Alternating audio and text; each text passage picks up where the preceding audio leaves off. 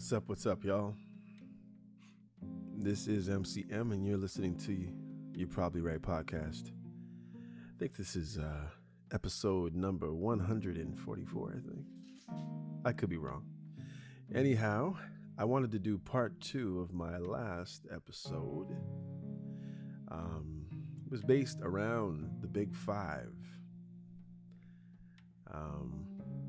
Hopefully you'll know what the Big Five is. The Big Five aspect scales. I don't know. Let me just read a little. Let's see. Product.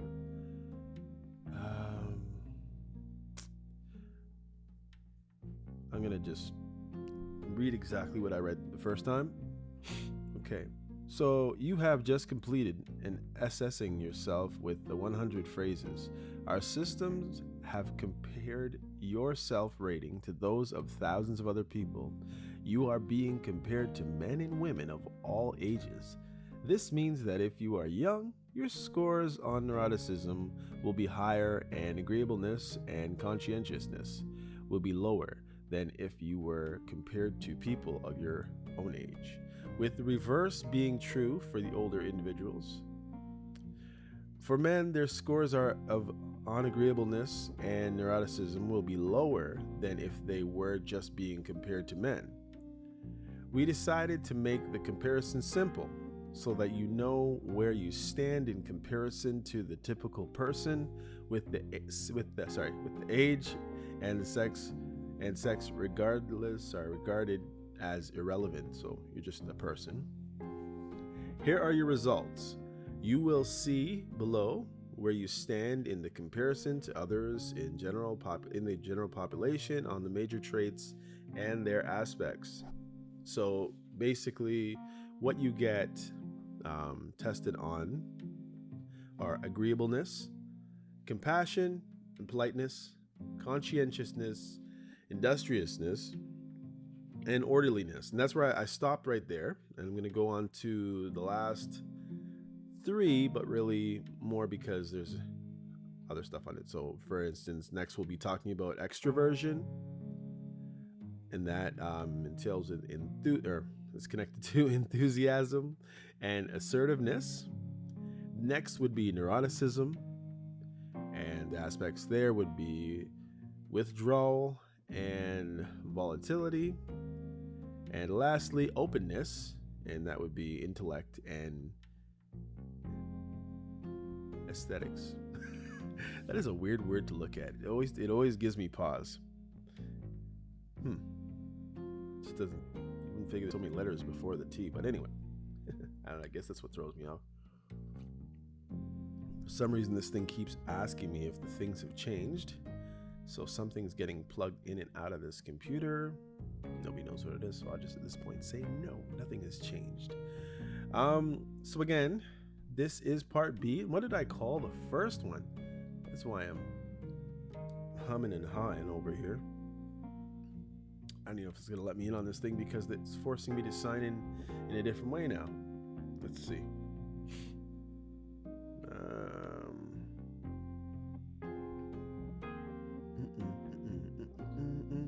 Yeah, so the last one, just in case your provider is putting the episodes in different orders, and I might have screwed up a number here or there. So the first episode was the Big Five Revisited, and unpacking personality in the quest for self-understanding. So this will just be part B to that, okay? I wasn't sure if I was going to do the rest, but I mean, I started, I might as well finish it, you know what I mean? Kind of like this podcast, which I thought I was going to finish, but it hasn't, and that's a good segue to, I was wondering, what would you like to compare yourself when you're doing something? If not just yourself, then you'd probably want to be compared to the best, no matter what it is you were doing, right? Like, if somebody says I'm a really good driver, does that mean I'm just a really good driver compared to the people you see on the road? Or does that compare me to individuals like Mario Andretti or Michael Schumacher? You know what I mean? And for those of you who don't, those are famous race car drivers, probably the most famous and probably the most rich. But you can check it out. Again, that's Michael. Oh, no. Wait, did I say Yeah, okay, sorry. Mario Andretti, and of course his son is named Michael, but obviously Mario is a lot more famous. And then I said Michael Schumacher, German, and the first one's Italian racer. So check them out. That's just whatever. So they're the best of the best. The bottom line is I'm saying, would you compare yourself to just the average Joe, or would you like to be compared to someone who really, really did it on a big scale or the best? So I was about 2 or 3 episodes ago, I was really thinking of finishing You're Probably Right. I was thinking that, it's done its time and, maybe it's run its course. And I was like, how can I tell? I mean, you look at podcasts like a Joe Rogan. Who else? Who do I know of as podcasters? Lex Friedman. Joe Rogan, maybe a Jordan Peterson or a Daily Wire. Those people of all that fame, Candace Owens. But so I guess I'm holding back. But so you know what I did? I went through the stuff that I knew back in the day that were really, really cool. And I wanted to be able to compare myself to say, like, maybe I have really gone, my show has gone the course and I really don't need to do anymore. You know what I mean? Let's see. Just for jokes. Just checking this out. Listening to some real cool stuff right here. So don't mind me if you can groove along to the little stuff at the back. I was thinking of starting to do some episodes with no music at all, which I don't know. I think I should have tried it a long time ago. But yeah, so if somebody was going to compare me to different podcasts, and you never know how this algorithm works. So maybe if I name drop on my podcast and somehow the algorithm picks up that I say these famous names, maybe they'll pull me in the loop. Who knows? So I said Joe Rogan, the Mel Robbins podcast, Quebec Nostalgia. Now this is Canada, of course. So maybe you guys haven't even heard of these. Maybe let me go slow. Obviously, Joe Rogan is just number 1 everywhere. The Mel Robbins podcast. I'm not sure if she's Canadian or if she's American or what. The Quebec Nostalgia podcast. I probably didn't say that right. Call Her Daddy. That's number 4, Alex Cooper. Number 5, The Price of Paradise. Then there's the Livy Method podcast. Or maybe it's Levy. I guess you'd say, the Levy Method podcast. The Diary of a CEO with Stephen Bartlett. Then there's the Huberman Lab. Then Tucker Carlson, Mr. Ballin podcast, Strange, Dark, and Mysterious Stories, The Past Weekend, Rotten Mango, Rosin Mocha, Smartless Cereal, Spit and Chicklets. It's a hockey one, obviously. I assume at least they have their hockey helmet on there. Dateline NBC at 17. I'm just going to go to the top 20. What Now with Trevor Noah and The Basement Yard. Interesting. And then the iHeart podcast On Purpose with Jay Shetty. And that's it. I don't even think Lex Friedman even made... No, he's 29. Who else? Let's see who. Can you really believe the first 20? I figured that somebody must be throwing some money in for some of those people. But I can honestly tell you out of the top 20, just because I've fallen, and I'm going to give you what I would compare if I was going to decide how many podcasts or how many shows to do. I'm going to give you exactly the shows that I looked at. Maybe you won't be surprised, or maybe you'll say, "Oh, it makes sense," So yeah, I know about Joe Rogan. I've seen Call Her Daddy, and it's by Alex Cooper. I think I said Alice Cooper. That's that rock guy. Anyway, I've heard of that, but I've never listened to an episode. Huberman, of course, I have. The Tucker Carlson, never listened to it or watched it. Huberman Labs, I've looked at maybe about 4 or 5. Spit and Chicklets, I just always see them at the top of everything. So I think a better, more, I think the top 20 is a little bit much. I just don't trust the numbers. So I would like to look at the next 20, just for jokes. So we got On Purpose for Jay Shetty, never heard of it. Sex Oral, never heard of it. Armchair Experts with Dax Shepard, never heard of it. The Daily, it's just the New York Times Daily, whatever. Mindset, Mentor at 24. The Lonely Island and Seth Meyers podcast, never heard of it. Mutres Popcorn, however you say that properly, I don't know. And again, this is Canadian, I'm believing. This chart must be. Yeah, it says Canada. Okay. 27, Crime Junkie. 28, Conan O'Brien Needs a Friend. Lex at 29, Lex Friedman podcast. Yeah, so going on from there, Modern Wisdom, Science Versus, Matt and Shane's Secret podcast, Pretty Sure I Can Fly with Johnny Knoxville and Elna Baker. The Broski Report with Brittany Broski. Giggly Squad 35. Cancelled with Tana Mongao, I guess. Mongu, whatever. That's 36. 37 is Bad Friends. 38, Serial Killers. 39, World Report. And last but not least, at 40, Kill Tony. I can honestly tell you, I have hardly heard of any of these people. Now, let me see. When's the next person that I recognize out of all these? That would be BDP podcast with what's his name? Bet David. Patrick Bet David. And they're at 42. So if I change this, like this, I just want to get like regular. Let's see. I'm gonna go back. Can I just go to? I don't know if it's gonna let me. Your profile, connect, dash. Let's see if I can just go to podcast. Let's see, charitable. I'm gonna kill all this noise right here. I'm gonna give you a funny note about where my podcast has ever been popular. So let's see. Dashboard, search, connect, publishers, connect. Let's see, charts. Now, if I wanted to go to a chart, there we go. Let's go to the United States one, because maybe there's more stuff that I watched that's American. Let's see. I'm just gonna go through quickly and see if anything's not here that was on the the Canadian one.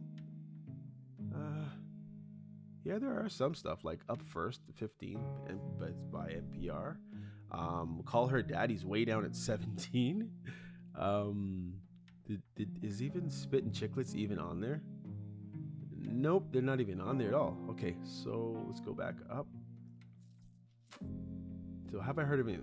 Joe Rogan's number 1. I'll just go through any notable ones that I see that I've ever watched or listened to. Huberman's way down at 16, just before Call Her Daddy on this one. Tucker Carlson's 21. Giggly Squad's 26 still. O'Brien's still in there. See, some of these money things are in there. It just kind of makes me feel like whoever owns this particular chart, the bull, might be influenced by those in power, those who have money. ABC's at 34. The Ramsey Show, used to watch that. That's a 41. Let's go top 50. Wow. And I don't even think Lex was even in there. Lex. Jeez. Competition is steep in the States. I wonder where Lex would show. With all the people that he has, Lex is way down at 86. I can imagine where my show would if it ever popped up. And even Club Shay Shay with that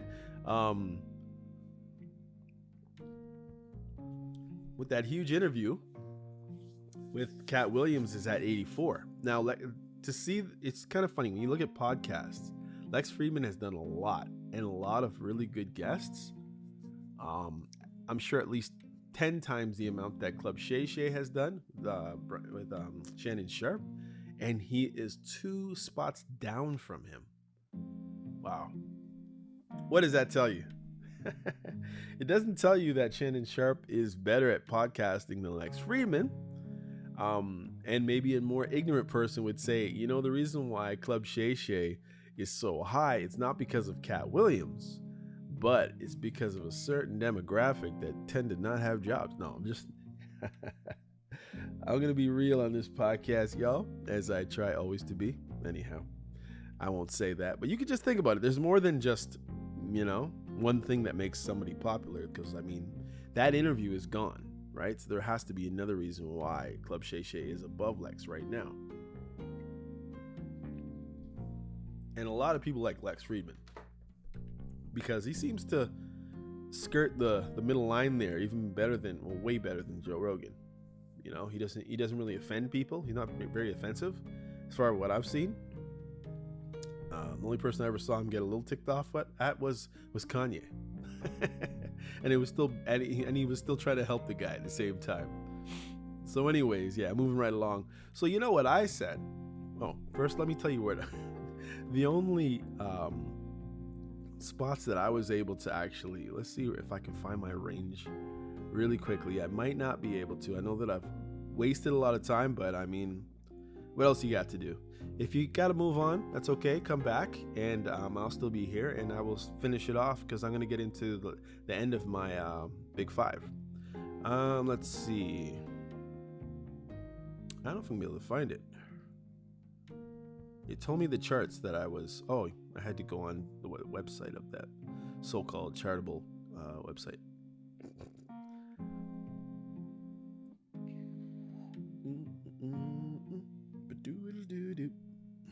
Let's see if it's gonna sign me in. Oh, I gotta sign in and all that mumbo jumbo. Accepting the cookies. Are we accepting the cookies? Some people say that they never accept the cookies. And I'm like, man, well, I like cookies, so you know. Okay, it's not really those type of cookies, people. I'm signing in. I'm not signing up. Remember, this podcast is for entertainment purposes only, and it is not a Christian podcast, but it is a podcast by a Christian. So I guess you could still call it a Christian podcast. Just to say that sometimes I do chime in with my own just thoughts, and sometimes, you know, sometimes just, I guess, for content sake, not really just for me kind of thinking out loud on this thing. Sometimes I just think out and give you ideas that maybe I haven't 100% thought through at times. So I don't want you to hold those to the standard of the scriptures, nor do I want to be held eternally holding on to certain things that I said that were dumb. So I tell you, if you want any real Christian advice, then seek a local church pastor. John MacArthur is good to look at for past tapings that he's done in, you know, R.C. Sproul. Ferguson, Lawson, a lot of the Ligonier ministry stuff. I mean, up to this date anyway, you never know what happens with ministries, but I know that R.C. Sproul and John MacArthur stuff is solid, so you can check back on some of that stuff to really get the gist of the scriptures. And of course, number one would be read the scriptures yourself and pray. And if you are a believer, which I hope you are, live the life that you say you are living. Be who you say you are. So the only way to be is to do. And that's how you know what you are or who you are is what you do, not what you say necessarily. But the only things that I charted on was in Romania. I have no idea why. It's kind of weird because I'm charting where that, what's his name? Top G, whatever his name is. I can't even remember the guy's name. That's funny. Oh, Tate, right? Something Tate. For whatever reason, I got on their number 30 on their chart and 169 when I dropped. It's kind of funny. That was just recently. I don't know what happened there, but yeah. I don't know where I chart within North America or Europe. I would like to chart in those two places. You know what I mean? The weird thing about it though is because when I go to my actual like analytics, I guess this just the basic analytics. Let's see, where is my stuff still? Do I say trending? Where are people listening from? That sounds better. Where is it? Yeah, it's the United States, 73%. Canada, 17. No. Germany, 4%. United Kingdom, 3. That could be all over the place. The United Kingdom. After that is Brazil, Australia, India, Japan, Singapore, Israel, the Philippines, Netherlands, France, Rwanda, Romania. Romania's way down there. Finland. I'm not even going to go down the rest. But the bottom line is I'm all over the place. And that's kind of cool. People who don't know me, they can just judge what I say, not me as a person. So that's kind of cool doing a podcast. Especially one that's not on camera. So I'm going to get to the list that I thought would be better test of what you should be comparing things to. So I picked TV shows because besides movies, which I would really love to do a podcast about movies. I own at least 200 movies. I would love to have like a maybe movie of the week podcast. I know they're already out there. You know, they bust a movie out and then you go watch it and, you know, they tell you whatever. They try not to spoil the movie, or maybe sometimes they do spoil it. But anyway, I would like to kind of do something like that. So I picked I picked shows. And going back to what I was saying about when has a show really run its course? The top was Friends. Friends ended with 236 episodes. It's kind of hard to quantify something that people do every day, like, you know, just talking about random stuff, and a lot of the time they know about it, but it's kind of funny. We would have thought that maybe there'd be more, right? 236 Friends. That was the most of the shows that I looked at, anyways. The really good shows that I looked at. I never watched Friends. I might have watched a whole of one episode, possibly, and I still probably cut in somewhere within the first 19 minutes or something. I just wasn't a Friends friend. You know what I mean? Next was The Cosby Show. That had 202 episodes, and then it was over. And the funny thing about it is you have these shows, or you watch these shows, and you just figured that there was a lot more.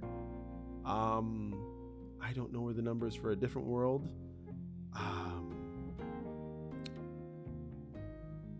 Let me see. Let's do it. Let's do a quick check on my Chat GBT, my assistant here.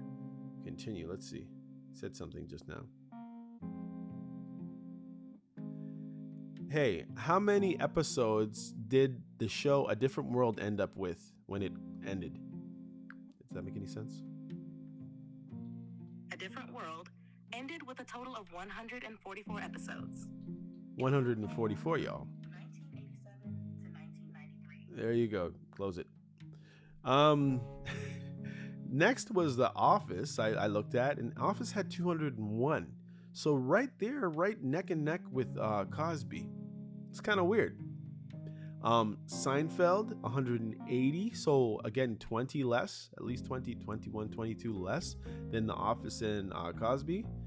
I looked at Three's Company, another big comedy, slapstick comedy, 172 episodes. The Wonder Years, probably my favorite young adult show. Maybe only one I actually really watch. I mean, Different World, no, not really. And Cosby, sort of, but they weren't the kids weren't really the main characters. I guess they sort of were. Yeah, Wonder Years, amazing show, 115. Superstore, right just below the Wonder Years with 113.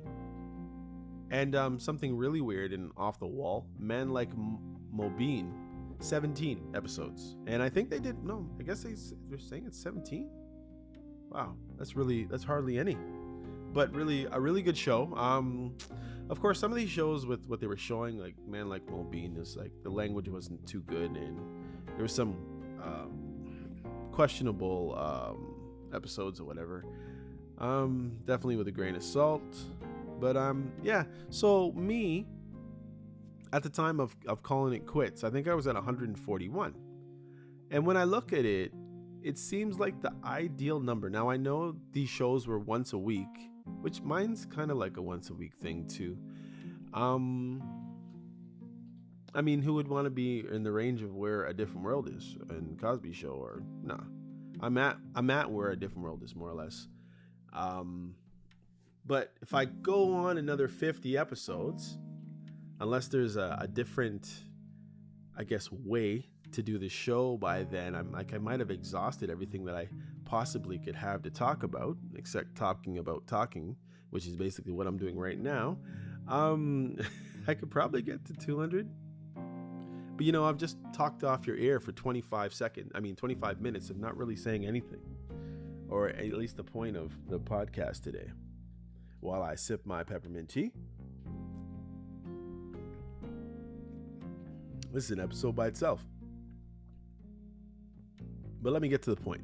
Okay, so we're going to get off this. We're going to get off that. Yeah. Boom, bap. Boom, boom, bap. All right. So, back to the big 5 aspects. And because this is part 2, I'm going to say that agreeableness, I was 68 when it came down to it. And yeah, so not too high, not too low, but here's a big one coming up. So we went all the way down to orderliness, and that was at 76. And here we go, extraversion, 34. So that was the third one on the aspect scale, and then it's going to break it down a little bit more for us. So it says you are moderately low in extraversion, which is the primary dimension of positive emotion. It's a primary positive emotion in the Big 5 personality trait scientific model. It says, since extraversion, where is it? No. People who are moderately low in levels of extraversion, are not particularly enthusiastic, talkative. And obviously this is with other people. Remember, when I'm doing this podcast, it's just you and me. So I'm just basically talking. Now, I'm not cutting anything. I never cut anything on my podcast, as long as I don't make a mistake and not actually tape. In there, I'm actually just cutting everything. But anyhow, so it's different than, hanging around people and talking and stuff like that. So don't take it and say, oh, this thing's way off. Because one thing I do notice, when I'm around people, I might have 2 or 3 things to say, but at the end of it, I usually only have 2 or 3 things to say, and it's kind of funny the reactions that I get. But let me just read off this this description. I'm going to tell you why it's kind of interesting for me. But people with moderately low levels of extroversion are not particularly enthusiastic, talkative, assertive in social situations, there you go, or gregarious. They tend to find excessive social contact draining and tiring, and crave time alone to recharge. They are less likely to plan parties. I've never planned a party. Tell jokes. Well, I tell jokes, but I don't really go into like narrative type of jokes. It might be just the jokes that I tell are stuff that happened, so I don't know if you can really call those jokes. Make people laugh. I do tend to make people laugh. I've been told by some people I'm the funniest person they know, so that's kind of all for me. Or volunteer for community activities. Yeah, I'm not a big volunteer, although I will do if somebody voluntold me or asked, I might jump in, but I wouldn't just say, hey, I'm here to do whatever it is, and that's just volunteering the community. But when it comes to like trying to get things done, I am conscientious in the way that I won't wait for somebody to ask me to do it. I'm the kind of person who will just try to plug the hole. You know what I mean? But yeah, in social situations, I might have something to say or a comment because there was something that I was thinking of, so I say it. But then what ends up happening is if the other person doesn't have a lot of questions or they don't try to carry the conversation, then I notice that conversations kind of die.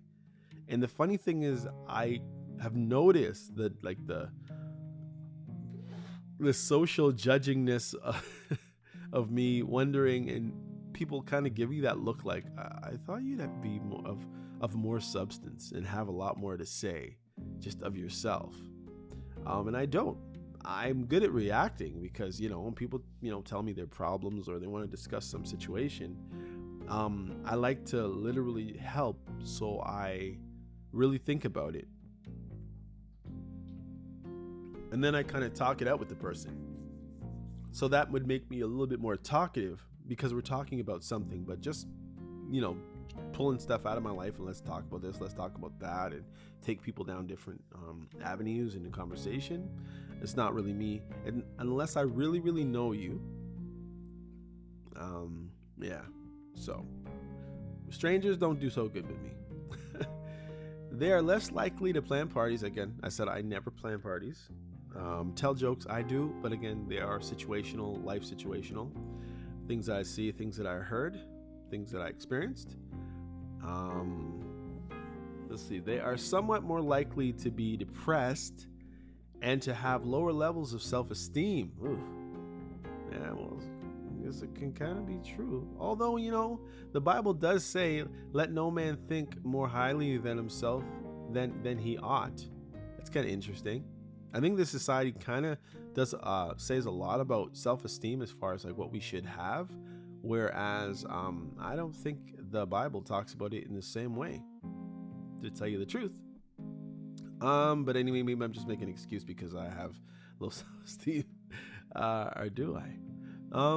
Particularly if they are high in neuroticism. Well, guess what?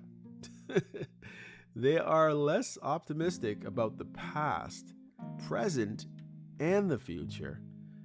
Yeah, I'm kind of like, it is what it is, man, or it was what it was. I try to look on things brighter. I always say, these days, I never used to before, but I say things could always be worse. When somebody's really, really down in the doldrums of what's happened to them or what's happening to them, or what's just happened to, say, us, so I'm a part of it because I try not to speak on people's lives too much, I might say, you know what, it can always be worse. People who are moderately low in extraversion find it relatively easy to keep things to themselves. Well,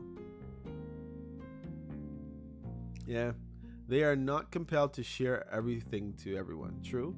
They are not particularly self-disclosing. That's right. And do not warm up to people quickly. There you go. And that's back to the social situations. I don't have much to say to you except for what I know. If I don't know it, chances are I'm probably not going to share it. You know what I mean? They are more comfortable with one-to-one interactions than in groups. Yep. I'd rather talk to one person. I've found out many times that when I'm like the center of attention and I'm speaking and there's 5, 6, 7 more people looking at me, then it's like you can't hold everybody's gaze or eye contact at the same time. And that, for some reason, for me, it's like disconcerting. I like to know what you're looking at, and hopefully that's right in my eye, and I can feed off of your expressions and and how you react to what I'm saying to you, just from just nonverbal. And for some reason, that's important to someone like me. I remember I had an argument with someone once because they weren't giving me eye contact. We were having a conversation, and it had gotten a little testy. And then I noticed that their eye contact went away. And ignorant or whatever me, I took it as disrespect. And the old person wanted to walk out of the room every 5 seconds and take a smoke break and all that stuff. And I guess the way I am, it's not that I'm a loud, pushy, in your face person necessarily, but I think the way that I communicate with people, because I tend to communicate on a deeper level, I think it's more intense, and therefore people have to like shield themselves, I guess, in a sense, some way, or maybe some people do. They are rarely the first to speak in meetings. Yep. I am definitely not going to be the first person to speak in any meeting, although they will express an opinion. There you go. So if somebody says, in a meeting again, how do you feel about this? I'll say something really short. And then usually what happens is somebody else gets to talking, and I sit there and internalizing and thinking still, may want to at some point add a lot more to what I said at first, once I know that the focus has switched to someone else. It's kind of weird. I think I just have a hard time really, really concentrating when people are staring at me, expecting me to give this all important answer. I think it's like I judge myself, and then it's like some part of my brain shuts down, the thinking part, because now I'm just kind of watching you watch me kind of thing. Yeah, so I guess you know why neuroticism. Okay, so enthusiasm. You are low in enthusiasm. All right, let's see. Individuals who are low in enthusiasm are not excitable. Now, did I tell you what I was in extroversion? Yeah, I did say 34. Well, check this one out. Enthusiasm, 13. This is 13 out of 100. So in other words, there are only 12 people less enthusiastic than me. Wait.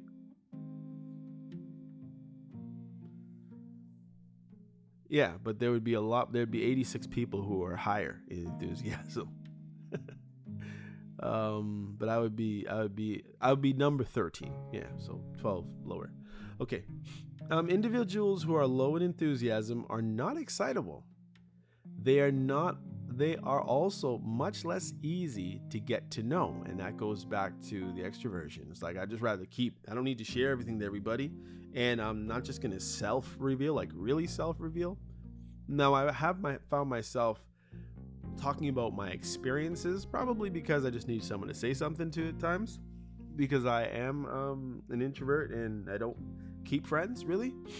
I think I like, kind of like the crash test dummy. I like to throw things on people who don't really know me, because then I think you get a truer sense of what you like. If you really want to know some personal stuff, but you don't want to ask somebody who thinks they know you personally, this person's most likely going to give you an objective, proper, straightforward answer, where usually the person who knows you and has something invested in you might add a little sauce here or there where they want you to change it. You might not get it as a straight shooter.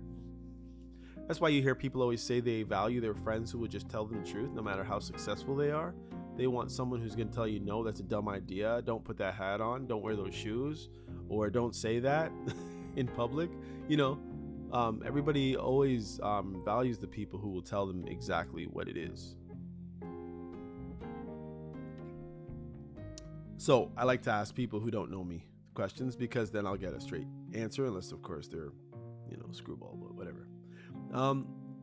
They are not chatty or bubbly. Yeah. I'm not bubbly. When they do talk, it tends to be about things in which they find particularly interesting. Exactly. They open up to other people with some difficulty, particularly in larger social gathering parties. Yeah, so if I'm familiar, if I'm familiar with the person, I might talk to them a lot. But in social situations, I don't want to be the belle of the ball or the main, individual everybody's looking at and listening to and expecting great stories from, because it ain't coming from me. They laugh much more rarely than others. They prefer solitude. And although they can enjoy themselves around people, it has to be in small doses. All right, I'm not going to read all of this, but I could see it. You know what? I need to read more about this one. Let's see. They are much more private, Wait. They are much more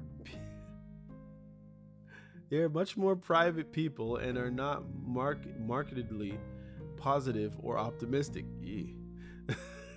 They avoid, I don't know, I am for other people. I think I try to be pessimistic. I try to show them the brighter side of things, but maybe that would be one of my things that I fight out of, probably. They avoid the spotlight. Yep, can't stand the spotlight. I used to sing and close my eyes. Not that I was trying to imagine people not there, but I just didn't have to look at them, and I didn't have to see the eyes on me. You know what I mean? It's kind of weird. because the eyes obviously are still on you just because you close your eyes. But yeah, I guess I wouldn't react to it. That's the whole thing, closing your eyes. It doesn't take you away or bring you to an imaginary place where nobody can see you or turn you invisible. It's the fact that I don't have to react on what you're doing while looking at me. If creative may find performing much less desirable and draining, they rarely seek out stimulation, excitement, activity, or fun. Or if they do so, prefer quieter activities, like a movie, which movies aren't necessarily always quieter either, but yeah. People low in enthusiasm are not gregarious or people loving. I love people. And find it more difficult to generate felt sense of excitement when offered with the opportunity to engage in something that others might find engaging or entertaining. Yeah, it's like I don't care. Like people like, yeah, we're gonna go to Canada's Wonderland, or let's all book and go to here or there. It's like, I'll stay home, man. Show me the videos when you get back. Enthusiasm is not strongly associated with political. It's just kind of weird how I just read that right after saying that, and that was of my own self. With political preference, either conservative or liberal. Yeah, we're not either way there, but I mean, these days, I'm definitely not liberal because everything is getting too liberal for me. The best way I can put it right now. Women are higher enthusiasm than men. The mean percentile for women is 55 and men 45. And I'm at 13, y'all.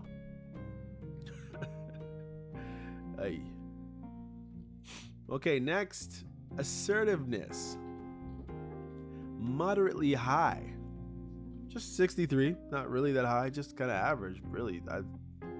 I mean, it's let's see. Moderately high assertive people. They're not saying much about this one. People are more take charge types. Yeah. They put their own opinions forward. Yeah, I do. And are somewhat likely to dominate and control a social situation. Not really, but I can. Depends with who, right? They can be influential and captivating. Yeah. So like when I talk to people, or I'm talking now, maybe you're still listening. Well, I've captivated. No. They have the communication style that is more often associated with leadership. This is good when they are knowledgeable. Yeah, so when I know something, I know it, I'll talk about it. And that's the one thing. If I'm totally comfortable and it's just something in my wheelhouse, then yeah, I really get into it. They are competent and able, but less good when they aren't. So yeah, so when I don't know anything about something, I'm more of a listener, because then I'm trying to suck in and hear. I'm not trying to just jump out there and say a whole bunch of stuff, make myself look like an idiot and send people off to different wavelengths trying to gather in the nonsense that I was just, ruining their life with. Moderately assertive, yeah.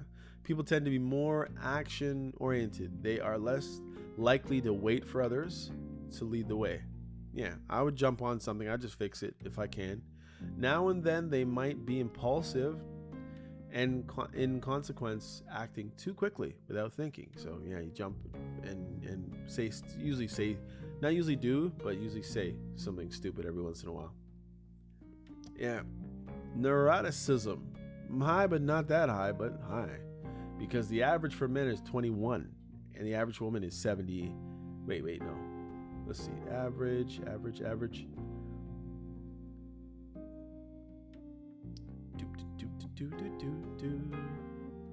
thought it was gonna give it to me. Where lower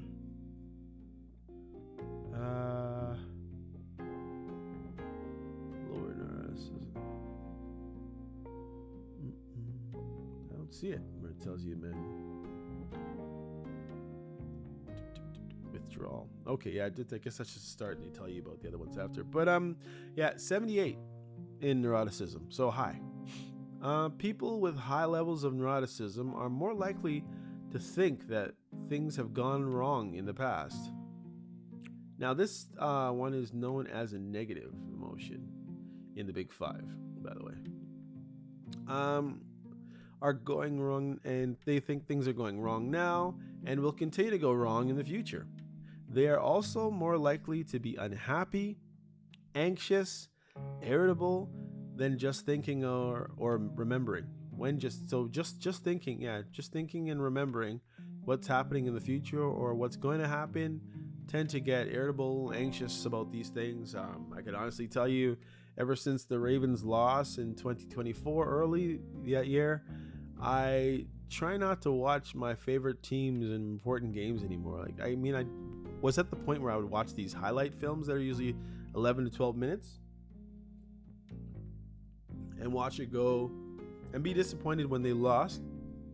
But because I knew that I only wasted 12 minutes of my life, is not that bad of a deal. But I mean, 24 Lakers in the playoffs, I couldn't even watch the replay. I would just look it up, Google it, and see how they did. And if they did really well, then I'd watch it. But honestly, I don't know. It just bugs me. Kind of strange. They have substantially lower than average levels of self-esteem, particularly when they are also low extraversion. That's me. Neuroticism is a risk factor for anxiety disorders and depression. High levels of neuroticism may interfere with both success and satisfaction in relationships and career, with this strongest effect on relationships. Yeah. Tell me something I don't know. High levels of neuroticism are associated with much more concern about mental and physical health, as well as more frequent physicians in emergency room visits. Yeah, anxiety. I think this is wrong. I think that's wrong. And much more absenteeism at work and at school, particularly if accompanied by low levels of conscientiousness, which I'm not low levels. Interesting. People with high, the reason why it's because like most of the stuff rings true at some level for me, but I don't know, maybe that's the trickery of all these things, but I don't think so. People with high levels of neuroticism appear to be much more risk averse than average, so we play it safe, you know what I mean? We're not going to be skydiving with you, I'm sorry, or parasailing or whatever, unless you force us. Or we perceive that we're being forced, which means they tend to avoid recreational, career, financial, and social situations where the possibility of high loss. So yeah, I'm not going to be gambling my whole paycheck on a flipping of the dice, guys. That's just not me. Such people appear to be much more concerned with maintaining their current status. I stay with the flow instead of gambling it out and seeing what's happening. Rather than enhancing it. So we just stay where we're at. Perhaps this is a good strategy in genuinely dangerous or uncertain situations. So we live long, right, y'all? Because we're chicken to take risks, basically this thing, but it's trying to put a positive spin on everything. Here we go. Females tend to be higher in neuroticism than male. The typical woman is higher in neuroticism Woman is higher in neuroticism than 60% of the general population, men and women combined. In part, this may be why women report more unhappiness in their relationships, at work, in school, and with their health than men or on average, and why women initiate 70% of all divorces. This difference in neuroticism between men and women appear to emerge at puberty. Yeah, so something happens to girls when they get to about 12, 13 years old. They lose their minds. It is the largest in countries such as Norway. What? It is largest in countries like Norway, Sweden, where the most has been done to ensure equality of outcome between sexes. This provides strong evidence that biological factors rather than environmental and learning account for this similarity. Okay, withdrawal. We're moving right down to it, y'all. Withdrawal high. Withdrawal is high.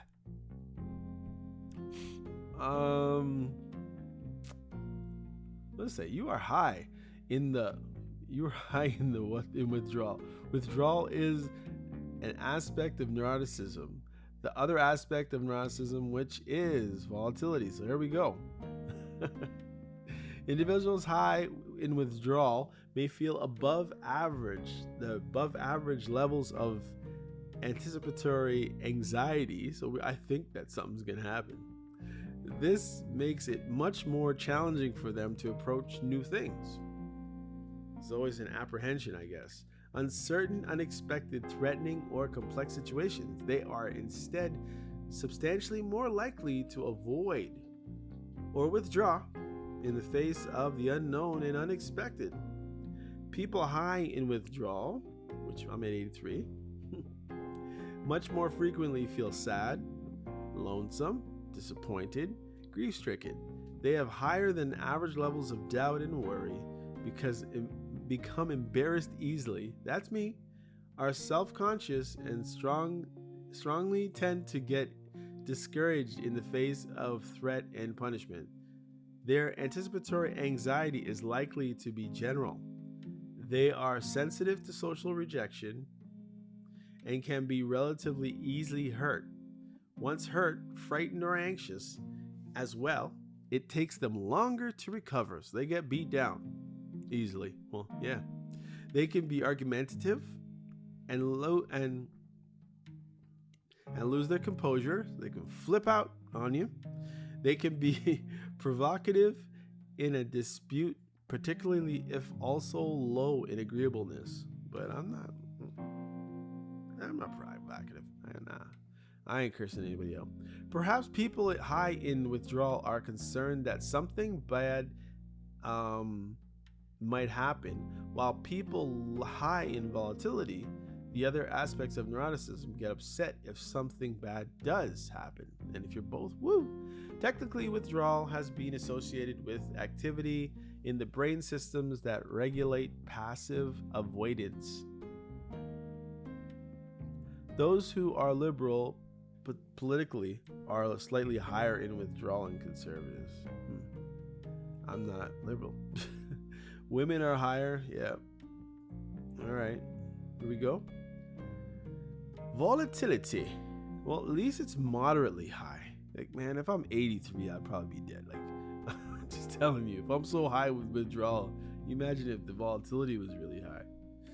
Individuals moderately high in volatility tend to vary somewhat in their mood. Oh, they're moody.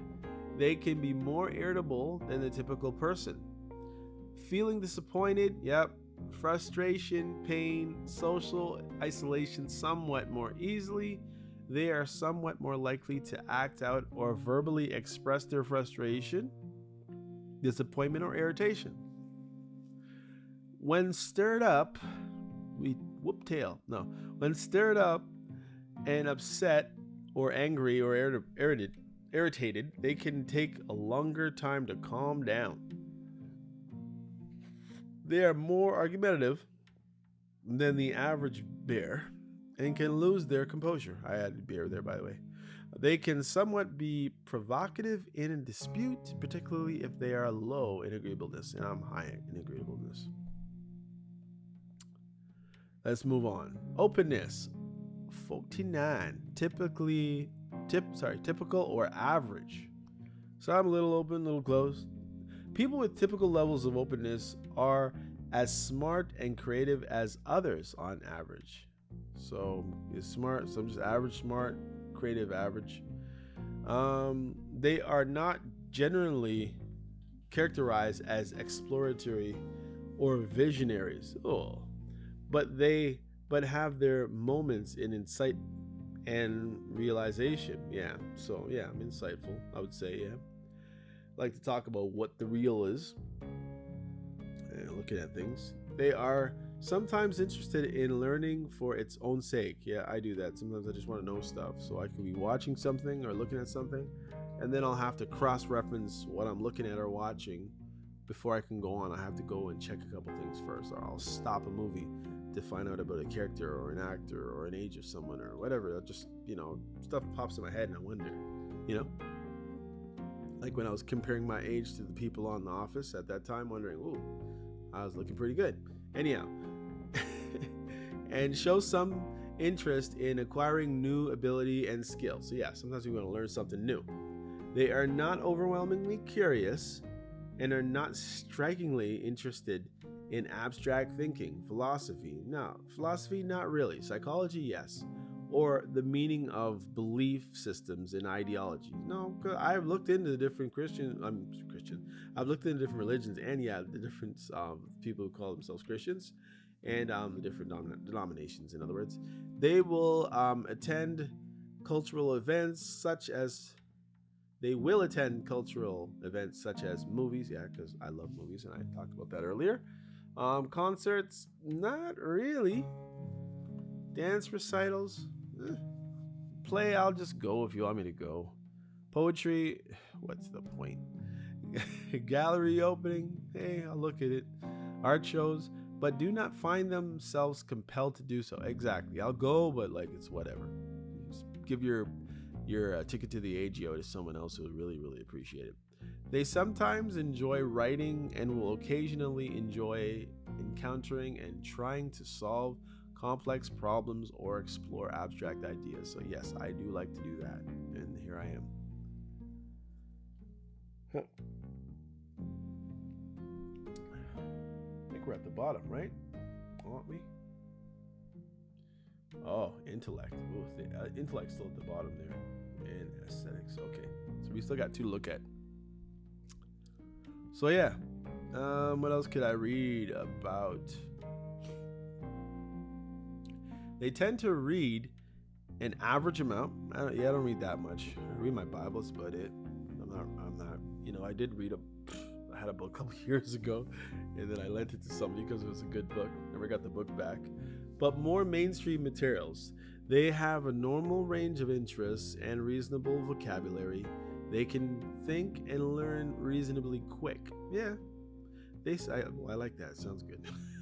They sometimes find themselves formulating new ideas and are articulate enough to get their thoughts across, particularly if average or above average in extraversion. Well, you know what? What was it? 40? I think it was 49 extroversion, right? Or was I way lower? Wait, particularly if they're particularly. I'm going to go back. You know what I said. People average in openness now and then see old things in new ways, but are satisfied with the tried and true. Tried, tested, and true, or tried and true. Yeah. They can solve day-to-day problems well and sometimes seek out or more difficult challenges. Seek out or more difficult challenge. Yeah. People who are average or typical in openness can adapt reasonably well to situations or occupations that are routinized and predictable. No, well, I guess, but definitely not a factory. I mean, I was losing my mind pulling stuff off a conveyor belt. But the joke is things are now being automated more and more, so soon there won't even be people in factories, just people who fix the machines. They have little trouble fitting in at the bottom of the hierarchy. They have little trouble? Yeah. Oh man, you just kind of hum along, eh? Drone? They can be better suited than those who are more open to entry level. Huh? They can be better suited than those who are more open to entry level. I don't think that means. That's what it said. I'm going to read it again. Maybe you can figure it out in your big brain. They can be better suited than those who are more open to entry level, repetitive, rote positions, because they aren't compelled to think up new ways to do things. See, that's not me at all. If I have to do one of those brain dead jobs, which is basically what it sounds like here, and I guess I'm just being negative because that's how I am.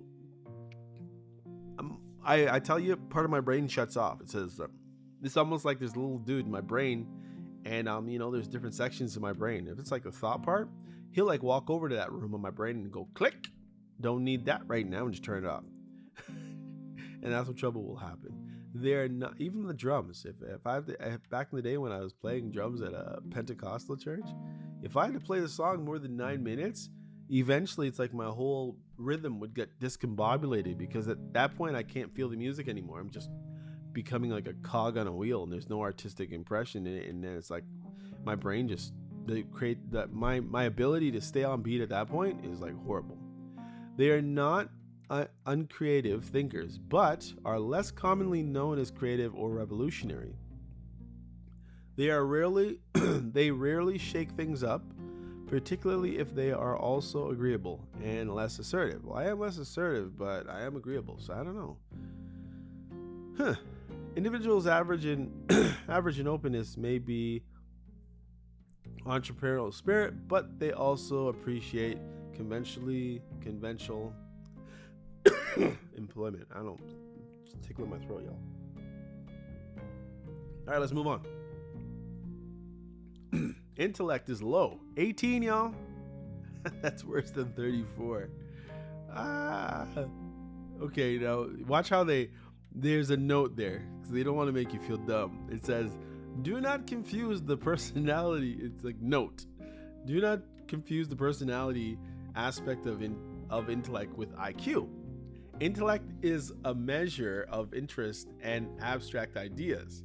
Essentially, while IQ is measure of process speed, verbal ability, working memory, and problem-solving capacity. I got high on problem-solving capacity, but I don't know. And is better measured from an IQ test. It is perfectly possible to have a high IQ and a low score in the personality trait of intellect. There he goes. I ain't no dummy.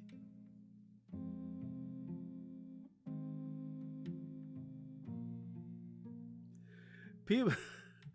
All right, here we go. People low in intellect are unlikely to be engaged with ideas and abstract concepts. They are less interested in learning philosophical concepts. Right, I'm not into philosophical concepts. I'll listen to it, but once I know that what I know about, especially about the Bible, when you give me that stuff, I know it's just talking a bunch of bunkum, as they say. Seeing little use in them, right? People low in intellect do not appreciate too much information, particularly if it's complex. I don't know. I do like too much information, but yeah, if you get too high, I might start picking at pieces of what you're saying, because you probably might be losing me. They are substantially less intellectually curious. That's not so. And infrequently tackle and solve complex abstract problems. They are unlikely to engage in, it depends what you call difficult, by the way, and complex. They are unlikely to engage in issues-oriented discussions or to enjoy reading idea-centered books. Yeah, I'm not going to be reading like the Third Reich or whatever it is anytime, or Mein Kampf or whatever it's called. They can be less articulate, particularly if average low in extraversion, experiencing some trouble formulating and communicating their ideas. That's me, man. They tend to have a vocabulary, and that's what I'm saying, vocabulary now. Vocabulary of less than normal breadth and depth, and are likely to stick with the tried and true rather than learning new ideas and skills. They are less likely to enjoy being exposed to novel and creative concepts, and are relatively uninterested in adapting or seeking out new experiences. Well, yeah. I don't need to go on the newest ride at Canada's Wonderland. I really don't. You know what I mean? Or somebody doing something weird that just came out. I'm not no Peloton. Like, you know what I mean? It's just not me. Aesthetics. Aesthetics is the last one. All right. In the original Big Five aspects scale model, the openness factor was entitled openness to experience, and its aspects were called intellect and openness. For the sake of clarity, we have deviated from this and use openness, or openness to experience. Not too good. Generally speaking, a person aesthetics score reflects their creativity, People who are high in aesthetics love beauty. Yep. They need an outlet for their creative ability, or they have difficulty thriving. They want to be surrounded by art. Yes, I do. They buy art. They want to be surrounded by art or beautiful crafts. They are sensitive to color, and architectural form. They like to collect things. They are imaginative and like to daydream. And reflect on things. Yep, that's me. They are affected comparatively deeply by music. And that's how I do my podcast. I listen to music while I talk. Often of many genres. Yep, that's me. And maybe musically or artistic themselves. Both of these are rare in the general population. They can get thoroughly immersed in a book or a movie, or in their own thoughts and become somewhat oblivious to the outside world, daydreaming. They respond strongly to beauty and creativity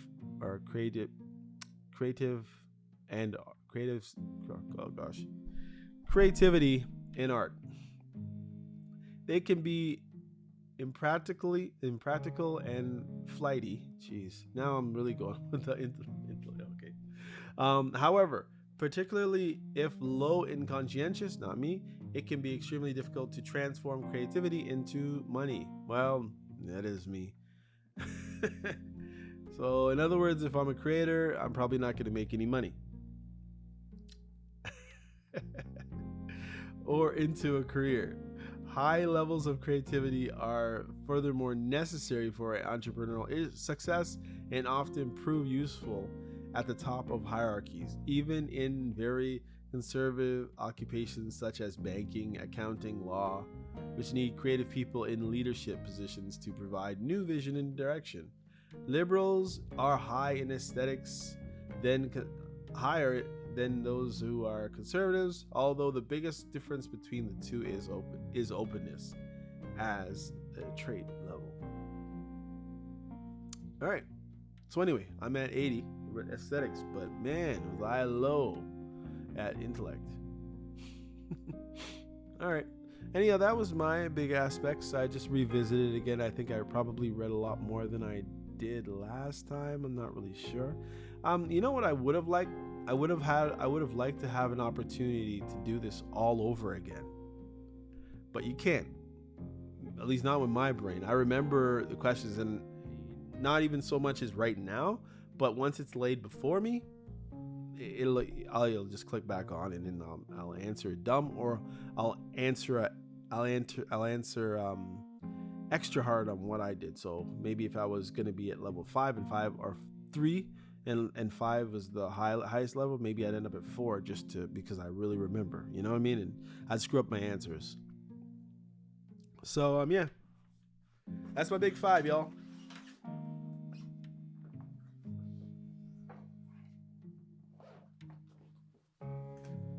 Don't mind me, just hang on, y'all.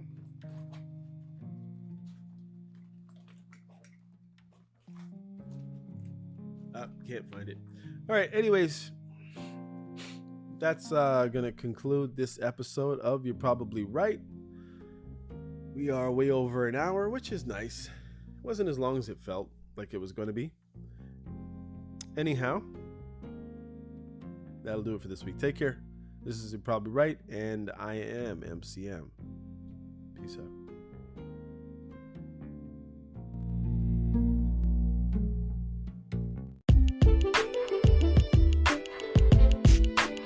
Hey, come check out You're Probably Right podcast.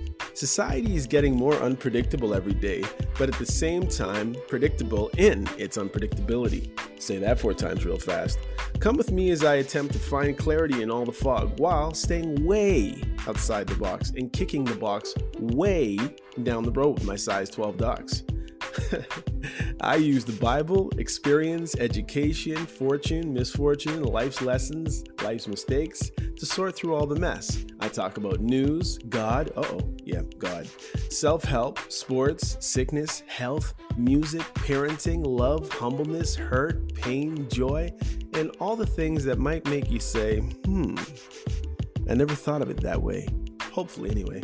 Also, I take a stab at answering tough and not so tough questions, and all the while, understand that, listen, sometimes you end up in the hot seat and there's no thermostat. Well, that's how it is here.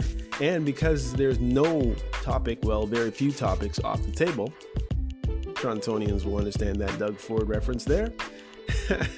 Hopefully the podcast will be helpful and uplifting. And hey, maybe you'll find your own private Idaho here somewhere. Hope to see you soon.